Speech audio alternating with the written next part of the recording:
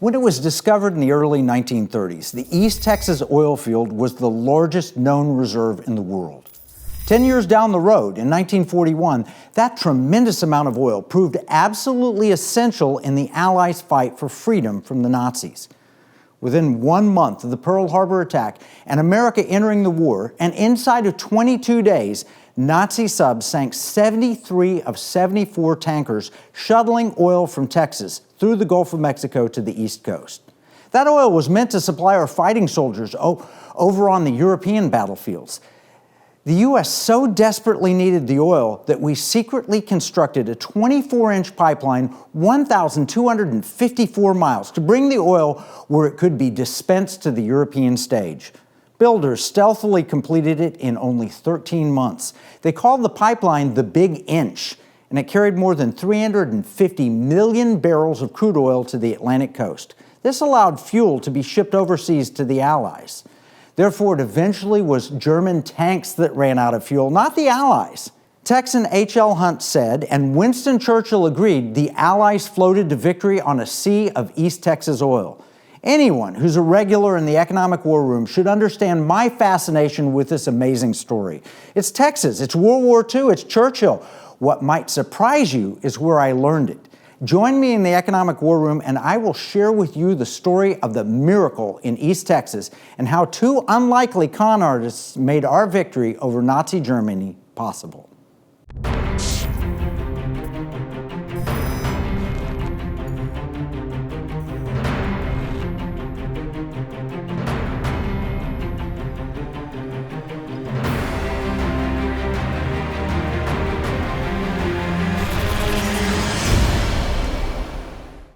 I opened with the story of oil, Texas, and Allied victory in World War II. I learned that from my friend, the great actor Kevin Sorbo. But what I didn't share was the rest of the story, which is entertaining, it's fascinating, it's a true morality tale. I love the story so much, we brought Kevin Sorbo into the economic war room to explain it. Now, you remember him, he played the lead in the groundbreaking Hercules TV series.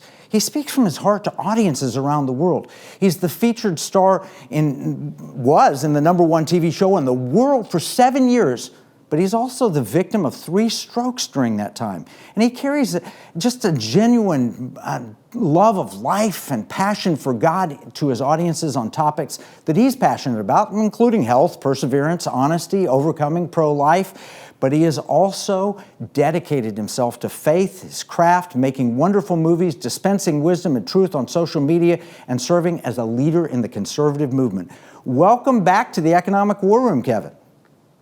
It's good to be here. Good to see you again, sir. Oh, it's great having you here. Hey, you know, not many people can one-up me on stories of economic warfare, Texas oil, and the victory in World War II. But when I got your email that was telling us about the miracle in East Texas, I was shocked. It's an amazing story. You pulled it together. You've got a new movie coming out, and you even have a free resource guide that you provided. It includes sermon notes, homeschool packet, and discussion guide. Tell me what is so special about the miracle in East Texas. You know, it's an incredible movie, and I hope people go to sorbostudios.com. I'm going to throw that out there more than once, sorbostudios.com. You can get tickets right now for that movie. Please do. The script was brought to me by Dan Gordon. Dan Gordon's an Oscar-nominated writer. He wrote The Hurricane for Denzel Washington. He wrote White Earp, Kevin Costner. He wrote 60 episodes of Highway to Heaven, Michael Landon's TV series. Wow. And he became friends with Sam, and my wife Sam and I, when he did a rewrite on Sam's script, Let There Be Light, that Sean Hannity funded and had a very good run in theaters about 4.5 years ago. And he brought me the script, and I read the story, and I said, this is a true story? He goes, it's a true story. And once again, you know, independent movies, we always got to rely on God to get these things funded, which is frustrating sometimes to wait so long, because I see these big, you know, $300 million movies that Hollywood does, and I have $100 million to advertise it. We need to do all we can to get word of mouth out of wonderful movies like this. By the way, it's PG rated. You can take your 7-year-old. It's a great story. I read the story so many times, and I said, we've got to get the money for this. We got to put this together and make it happen. And we were very fortunate to get the funding for it. We got a great crew put together to film it. In the editing room, it was like, okay, you can't make it this long, but we got to make it. It's just, there's so much information on it, but it's a touching story. It's funny. It won 10 film festivals, everything from best romantic comedy to best faith film to best audience favorite, judges favorite. I love the fact that they couldn't really pigeonhole it. Their element is in there, but if anybody, agnostics and atheists can see this movie and really enjoy it because it's a true story. And it is about these two con men played by myself and John Ratzenberger that went through Oklahoma and Texas, wooing widows out of their money on fake oil wells. They would sell 500% of the shares, declare a dry hole, and move on. Well, they accidentally strike oil in Kilgore, Texas, and as you mentioned, ends up being the largest oil find in the history of the world, right in the heart of the Depression in 1930. And while they're sitting around waiting for their trial, in walks a gentleman that offers them a deal that's too good for them to turn down. The only problem is they don't get to keep any of the oil and the profits that they found. And my character even asked him, "What about us? We found the oil." He goes, "Oh, son, you're going to get your freedom, and freedom ain't free." I think we've heard that before, but I think people need to keep hearing that all the time, especially in what we're doing to today's world. Yeah, there's no question. And this is I got to see an early screening. I saw it at the Waco Film Festival, and it's a fabulous movie. We need to make this, our audience needs to make this, like they did with Sound of Freedom. That was held up for years, and then all of a sudden it got out and people said, this is a compelling story, it's well acted, it's well produced, it's a good movie, but it has a poignant and important message. The pushback on woke and Disney is serious. I mean, their stock is down like 2/3. They've lost so much value in Disney stock because they're making nonsense. This is a good movie made independently with great actors, a good script, an excellent story. I mean, this is something everybody needs to see. Do you think that if we get word of mouth out, we can make this another Sound of Freedom, if not more? I'm hoping. I mean, the Sound of Freedom had a couple things going for them that were positive. Number one, they had Angel Studios jump in. And Angel Studios, because of The Chosen, they just tell their followers that have funded tens of millions of dollars in The Chosen, say, look, you got to support this movie, and they'll support that movie. So I'm hoping the same thing happens with this one. The thing with Sound of Freedom, it's not really a movie for 7 and 8-year-olds. This is more of a family movie overall. And then when Hollywood came out and attacked Sound of Freedom, I looked at my wife, Sam, I said, you would think this is one subject that Hollywood would agree upon, that sex trafficking children is not a good thing. But apparently they're all for it because after the whole movie, so incredulously that people said that I don't care what part of the political fence you're on, I think vast majority of people think sex trafficking is horrible. So they said, you know what, the heck with you, Hollywood, we're going to go support this movie. So we're hoping we get the same thing with Miracle in East Texas, because it is a wonderful, wonderful family movie. People stop me all the time. It's not because of Hercules or my other series, Andromeda. It's because of Soul Surfer, God's Not Dead, What If, Let There Be Light. That's what people stop me for. And they say, please make more movies like this. Well, here's one that's like that. So I hope you get out there because we need your help, because it's a Fathom event. And Fathom events, if you don't know what they do. I'm going to have to interrupt you, Kevin. We're going to take a break, then we'll show a trailer of the film, and then we'll come back and talk even more about it. In uncertain times, finding stability in the economy can feel challenging. But what if you could navigate economic volatility while honoring your biblical values? At Timothy Plan, they believe this balance is possible. Timothy Plan filters its volatility-weighted ETFs and family of mutual funds through a biblical pro-life and pro-family lens, so you can see competitive returns and moral responsibility, helping you to weather the economic storms. With Timothy Plan, align your investments with your values while adapting to our ever-changing culture. Since 1994, Timothy Plan has been recognized leader in biblically responsible investing. Timothy Plan, your bridge between faith, finances, and the future. Visit timothyplan.com or call 1-800-TIM-PLAN or 1-800-846-7526. Investing includes risk, including possible loss of principal. Before investing, carefully consider a fund's investment objectives, risks, charges, and expenses contained in the prospectus available at timothyplan.com. Here's a $10 bill. It's got the picture of Alexander Hamilton on the front of it. It's kind of sad. When I was 10 years old, everything that I could buy for $1 now costs about $10. That's the cost of inflation. It's just paper. It's not backed by anything. You can't exchange it for gold and silver. You used to, but you can't do that anymore. And that's unfortunate. Pirates wouldn't accept this. Pirates, they wanted gold and silver. patriots, the founders of this nation, also wanted gold and silver coin. In fact, they put a provision in the Constitution, 17 words, that said states could only make gold and silver coins tender within the states. That's why I wrote this new book, Pirate Money, Discovering the Founders' Hidden Plan for Economic Justice and Defeating the Great Reset. It will explain exactly the history of money and exactly why gold and silver coins can be made modern with new technology and a useful monetary system. PirateMoneyBook.com.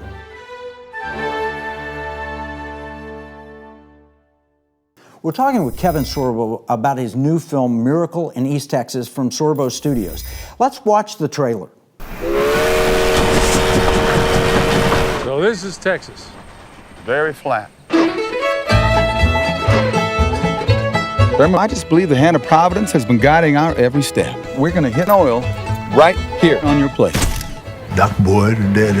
While they weren't much good at actually finding or drilling for oil, they both possessed an unusual facility for convincing people that they could do just that. Oil! I've never felt it so strong in all my life. Widows were the mother's milk of the petroleum hustle. Love is not time's fool. And now that they had a well, it was time to hit every widow they could find in a 3-county radius. It's well. We can't bring it in. We've already sold close to 500%. Yeah, so? You can only have 100% of anything. I just wanted to be square with you because I care for you, man. Give you back the $1,000 I took. That you swindled from other widows. I don't want you here. I want you out of my house. We gotta take what we got and get it as far away from Texas as we can get. You want me to walk away from it? We're crooks. We've conned all those old ladies. Yeah, we con those old ladies because that's what we do. I'm an oil man.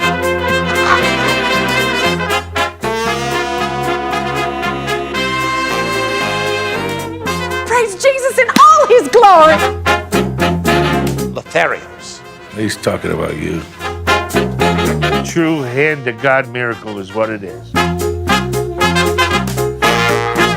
That's the gospel truth. Leave the rest up to Jesus!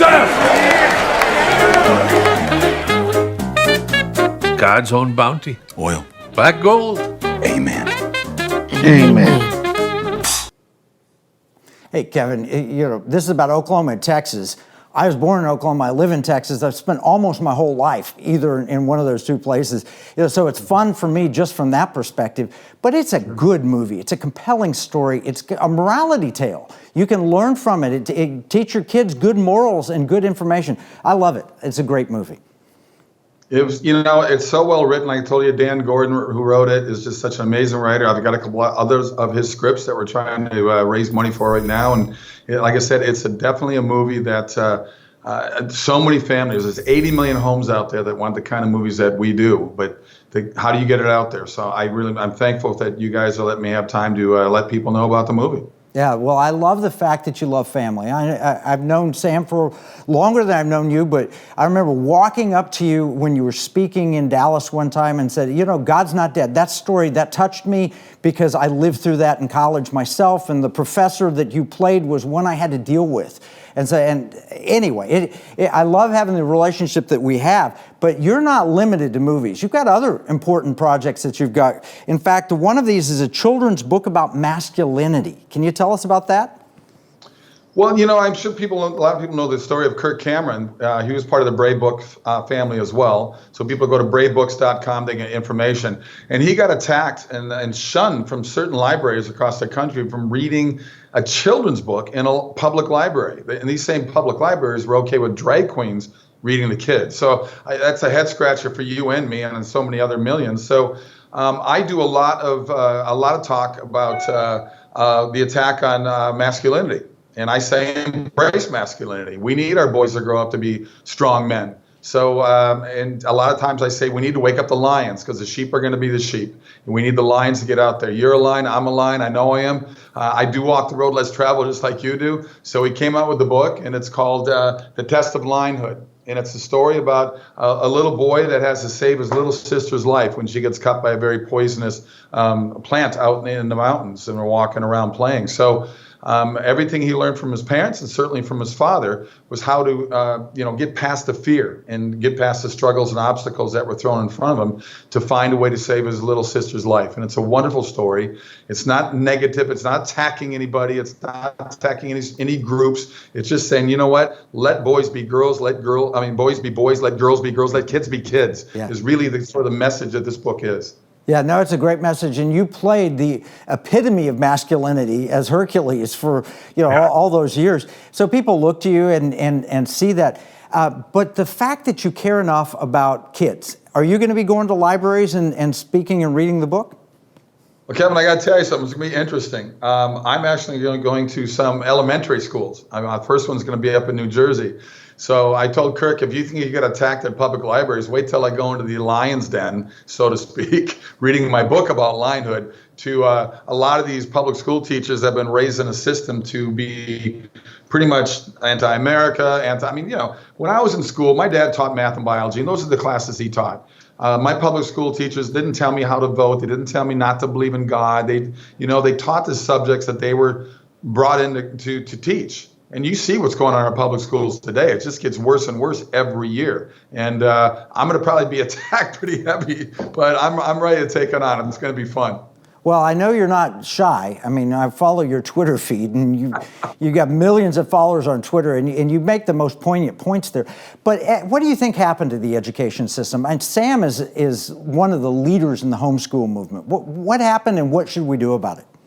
Well, I do want to give a shout out. Go to at KSorbs, KSORBS. My friends call me Sorb. So at KSorbs, follow me on Twitter, because I hit them with very sarcastic truth, because as you know, truth is like kryptonite to the people on the left. They hate the truth. They get angry about it, which is just such an even more weird thing to me.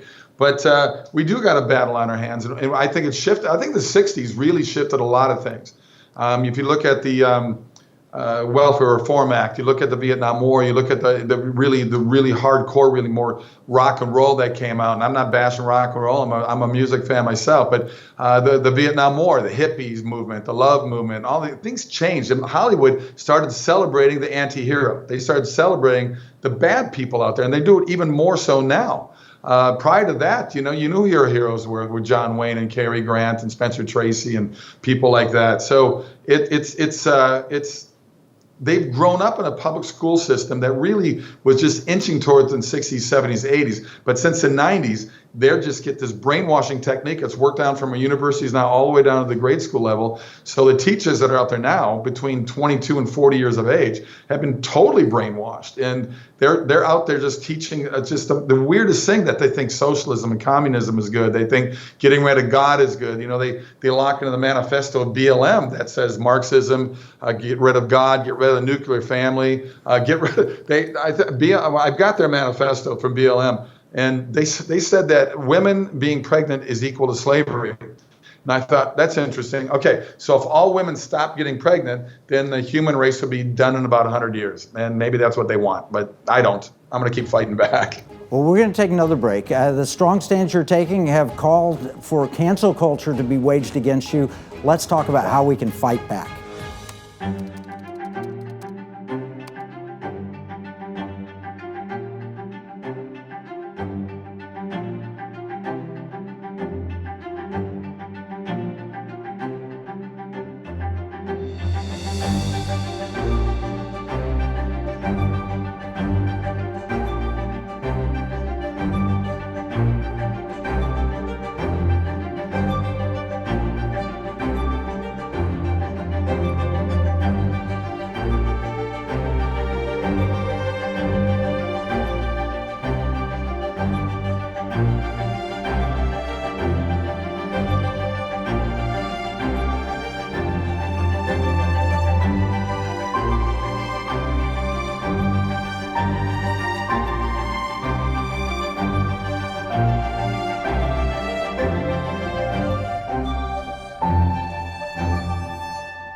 I'm Kevin Sorbo.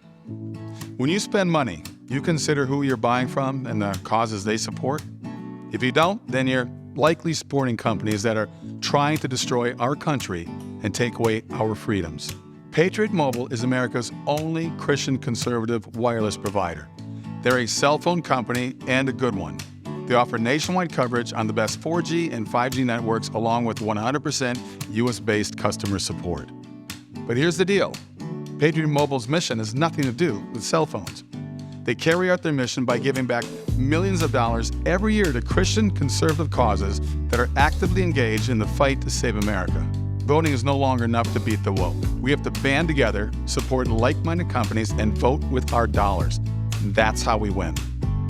Stop supporting companies that want to destroy America and join Patriot Mobile today by visiting patriotmobile.com or call 972-PATRIOT. We're talking with Kevin Sorbo, and I've got an article here from Daily Wire, just came out. One Way Street, Kevin Sorbo says Hollywood canceled him because he's Christian and conservative. You said, it's sad to me, my manager and agent for so many years said that we can't get you jobs anymore, work with you because you're being a Christian and being conservative. Tell us about that. Yeah, it was kind of interesting to me, because they're both on opposite sides of Los Angeles. And when they were in the same office together and tell me that we can't work with you anymore, I felt like I was going to intervention of sorts. But I just laughed when they said it to me. I said, well, this is interesting. You are the guys. This industry as a whole, the industry of Tinseltown, screams for tolerance all the time.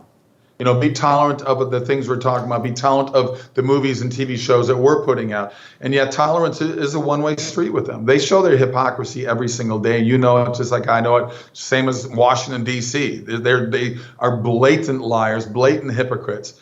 And truth is kryptonite to these people. So I just said, okay, I still love the industry. I'm going to go do my own thing. So for about the last 10, 11 years, I've been doing my own movies. And because the independent market is really growing, it's not just Sorbo Studios. I get called by other studios that want to work with me because they're like-minded. They want to do movies that Hollywood used to do. And that's what Miracle in East Texas is like. This is a movie that Hollywood would have done 15, 20 years ago. Now they don't want to touch something like this.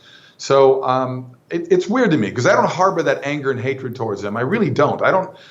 You have a different point of view. You're an atheist. You're a Democrat. Whatever. I don't. To me, let's have a discussion about it. Just because you yell louder than me doesn't mean you're right.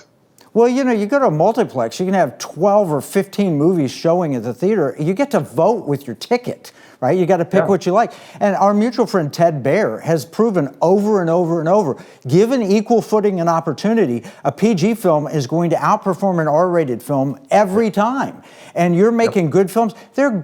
I went to see Oppenheimer and was embarrassed that I saw it because it has this blatant, horrifying, unnecessary, gratuitous sex scene. My glasses are off, my wife's next to me, and we're hiding our faces from it. It's a great, true story about World War II and how we won World War II, but I was ashamed that I saw it, and I was ashamed to be there with my wife and having to hide from that. Whereas your movie, Miracle in East Texas, another true story about how we won World War II, a little more lighthearted, but still, I'd be happy to take, if my kids were still young, I'd take them to it. They're now 20 and 21. I'm thrilled to take them to it. It's a great movie. It makes a huge difference if you have family-friendly intentions like Charlton Heston did, like the Cecil B. DeMille and all the great filmmakers of the past. There it is right there. There it is, Miracle in East Texas. But you're right. This is a movie that sort of harkens back to that. It's got a Gary Cooper feel to it and everything. So I hope people will jump in their families and jump in their cars and go support these movies. And please pass it on. SorboStudios.com. Tell 10 people. Tell them to tell 10 people. I look at the power of 10 to get this movie out there, and I hope people will jump on board and be part of it and help make this movie a success. Because if we fill up those seats now, we'll get more screens, we'll get more days. So we need your help.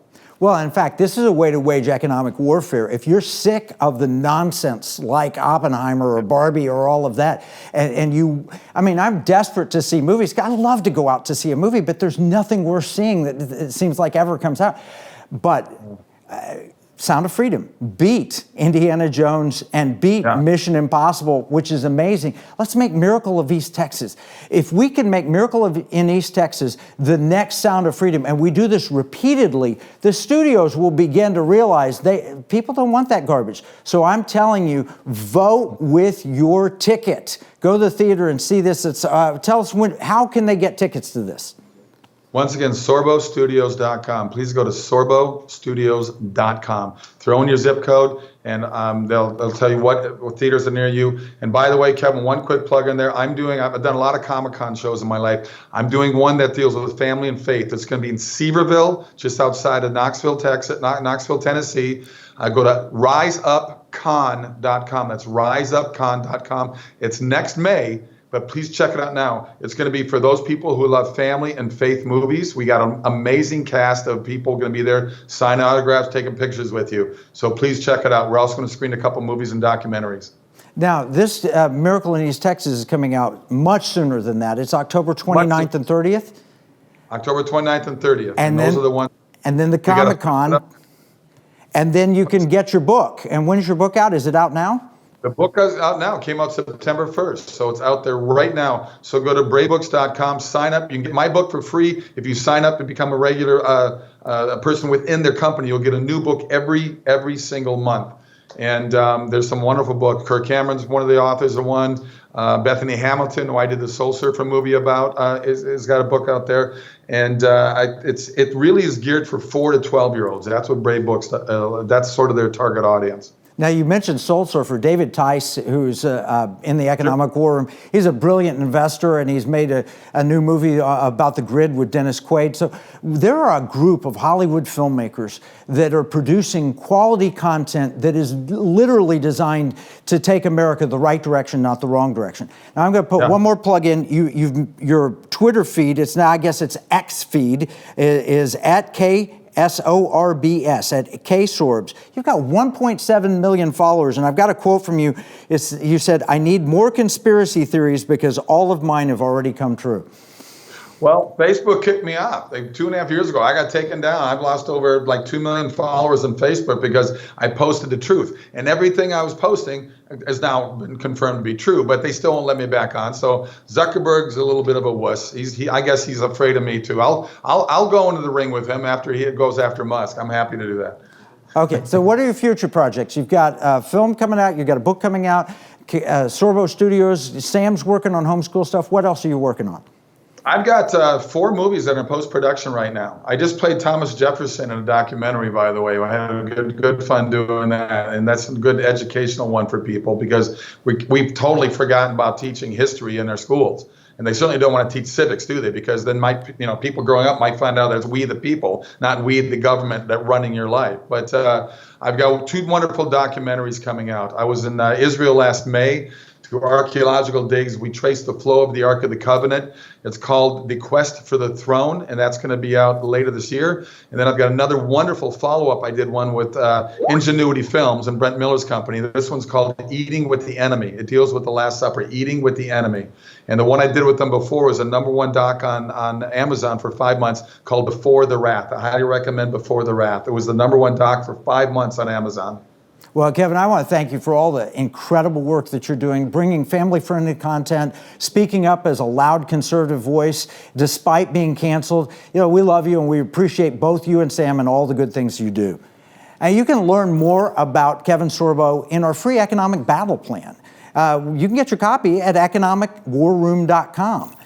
Remember, what we see as a marketplace, our enemies view as a battle space. This is Kevin Freeman from the Economic War Room.